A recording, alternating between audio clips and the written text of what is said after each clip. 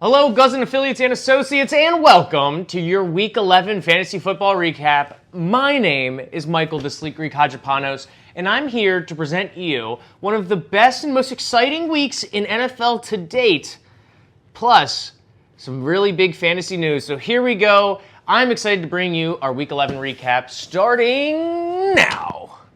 And here we go. Let's start off with the NFL moments that were most notable in Week 11. And we're going to start off with one of my favorites. It's the end of the Chiefs, or so we hope.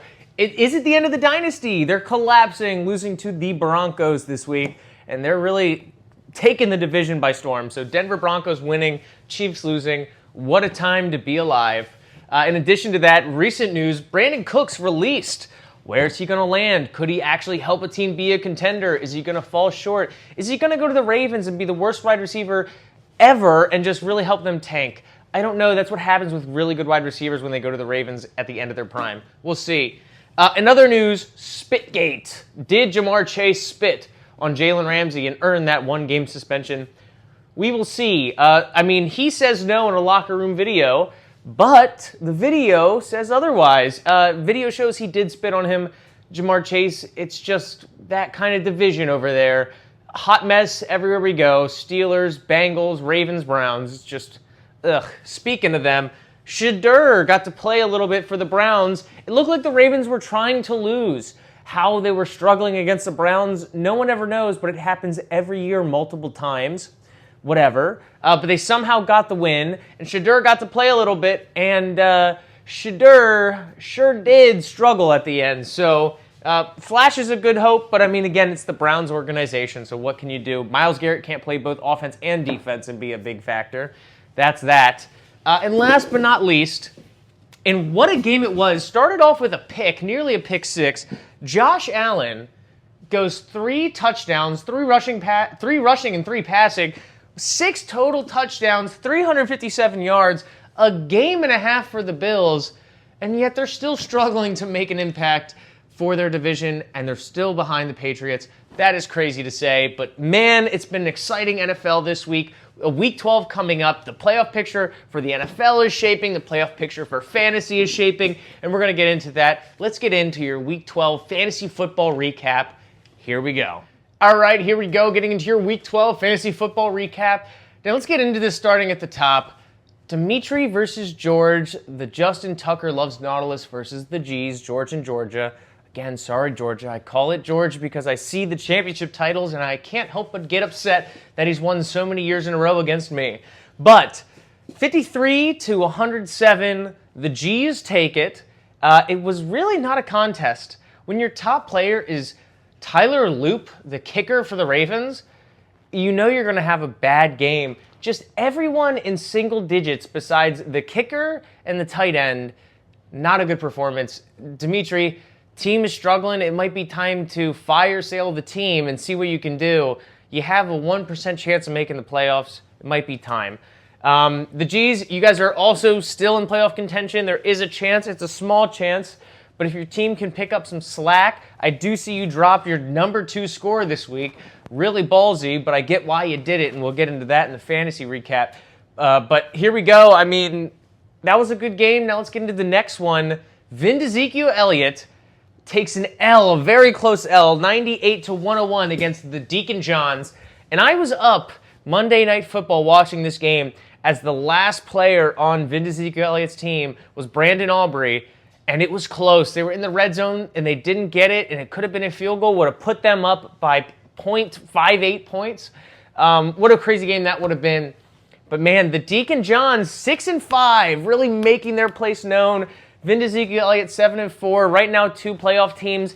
Will that be the truth by the end of Week 14? We'll have to see. But great performances all around. What a studded start. Sean Tucker, 33 points. Shocked me. Shocked a lot of people. What a great start by the Deacon Johns. That's high-level management there. That's high emotional intelligence, emotional intelligence, emotional intelligence, emotional intelligence, intelligence. A lot of stuff going on there for Doria.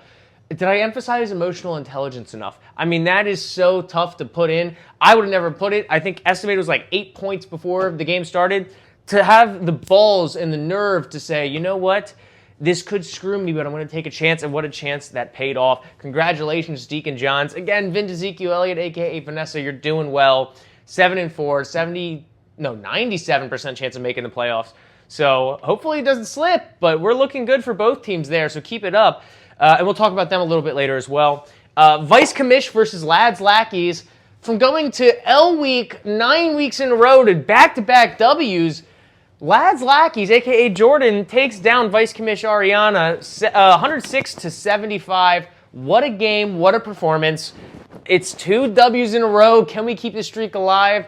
At this point, what does it matter? He's officially eliminated from playoff contention. So, there you have it. Finally catches fire. A little too late. So, Lads Lackeys takes the W there against Vice Commish. And again, Vice Commish, very small % chance to make the playoffs. But it looks like they're not even trying at this point. They had Garrett Wilson, who is, I think, doubtful or on IR, one of the two. Yeah, what are we doing here? That was really just a gimme to Lads Lackeys. But anyways, we'll get into the next one. 7-4 now. This is our Hadge. This is our team. We bleed blue. Will Mav and versus Stefan. I don't know. I'm trying something new, guys. Stefan, 111-123. Congratulations, Will. This is our Hadge. This is our team. We bleed blue. Go Colts. I just need to say it. Devon Achan, great game. Christian Watson, great game. Kenneth Walker, finally a good game. That's the top 3 there. Again, another good top 3 for Stefan. If they play a couple other teams this week, it's a dub, but it happens to be against Will. It's an L. So that's just the luck of the draw when it comes to fantasy football. Not much you can really do there. Great performance overall. And last but not least, this is the one I'm so excited to get into because it has so many stipulations to it. Kirk Guzzins, baby, 134, nearly 135. Versus CD's Nuts with 124. It is the first L of Team Edley, a.k.a. CD's Nuts. First L of the season for them. 10-1 now, not 11-0. No one will ever be the Patriots because you have to lose to the Giants and Eli Manning. And really, we don't have an Eli Manning in this league because we're all Peytons, really. So, Kirk Cousins, congratulations. What a dub last week, a dub this week. Increasing the chance of making the playoffs here, taking down the number 1 seed, which hasn't been done yet by anybody, and there were some close calls. And again, 124 points is the second highest score this week, but this time, when it's been on the other shoe, it's Kirk Cousins with the number 1 score. Congratulations there, John, just balling after balling after balling.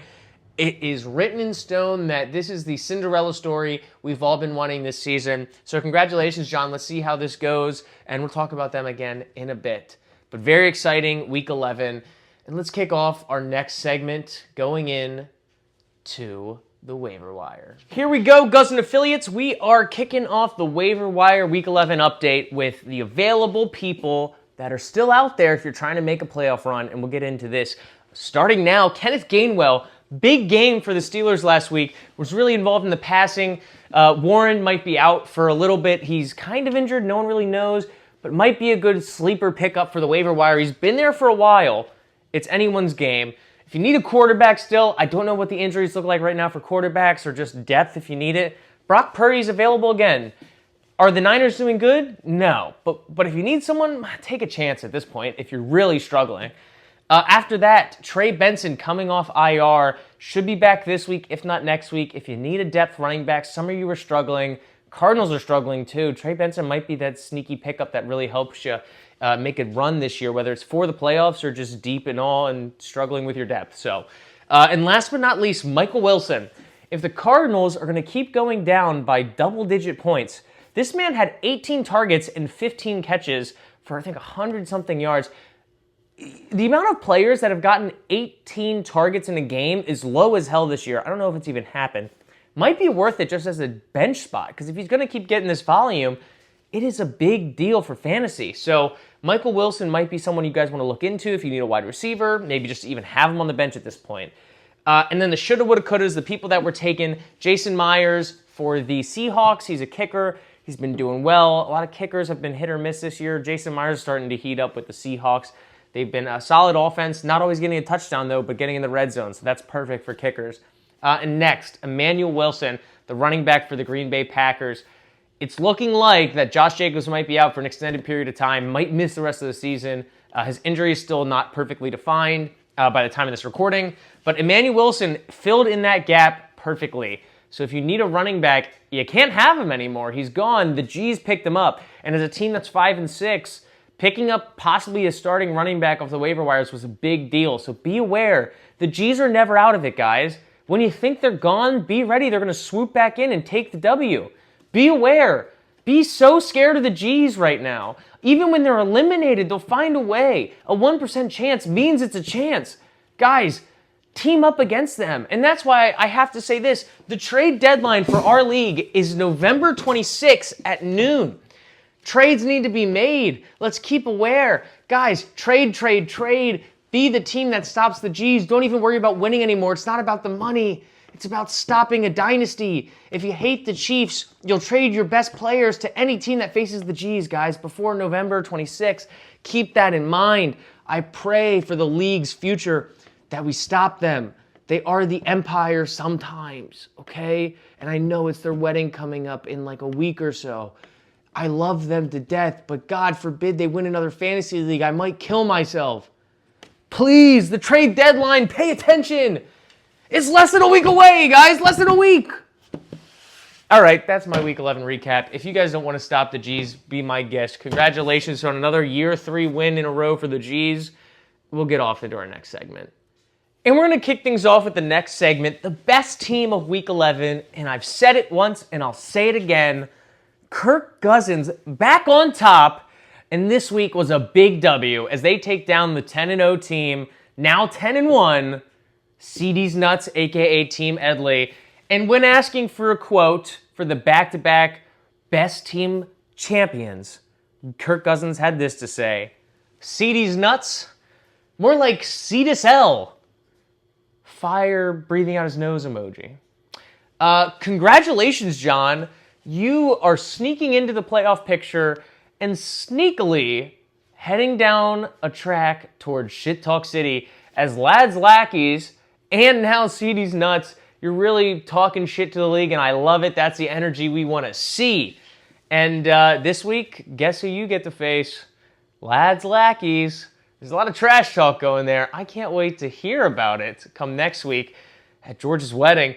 Now, best team, really deserved, took down the number one champ. First person to do that, Kirk Cousins, out of everyone. This is not a down talk to you, John. I'm shocked that it happened at all, let alone that you took them down, because we had 7-4 teams that were really good facing them and couldn't do it. So congratulations. That's a big W in its own right, let alone being the best team of Week 11. So congratulations. It would take a behemoth game to take down CD's Nuts, and boy, oh boy, did it happen. Josh Allen dropping 40-plus bomb didn't help him. Thank you, Drake London, for getting seriously injured and finally taking down the Goliath right now, CD's Nuts.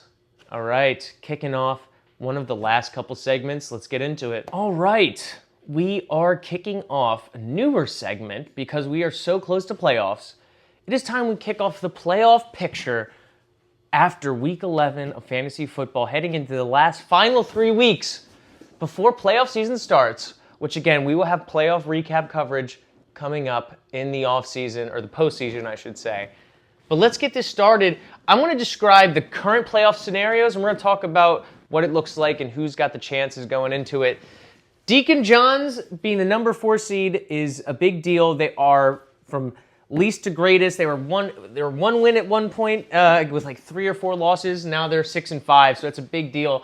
4th place, Deacon Johns versus the number 1 seed, CD's Nuts, who have officially, like I've said last week, locked in a playoff appearance. So be aware, CD's Nuts is in the playoffs, and no one could take that from them at 10-1. Much deserved.